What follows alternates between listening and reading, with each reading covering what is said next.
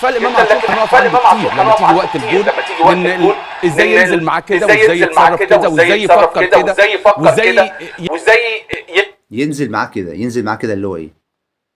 هو كان مكمر سجارتين، يعني كان معاه برشام مثلا، ايه ينزل معاه بالونه حضرتك؟ ده في لعيبه بتحط الشنكار عليه طبعه وصوره وحاطين شنكار، انا اصلا اول ما لقيته بيدخل ايده في الشراب قلت هيطلع شنكار عليه صوره وبتاع عليه حاجه، فجيت البالونه قلت يا حاجه اسهل يعني، على الاقل ما طلعش شنكار عليه صوره لحاجه ولا بتاع. قال لي ازاي ينزل معاه كده؟ طبعا دي مشكله، ان هو ينزل معاه كده دي مصيبه بالنسبه لكابتن ايمن يونس او اي حد، يعني ازاي ينزل معاه بالونه؟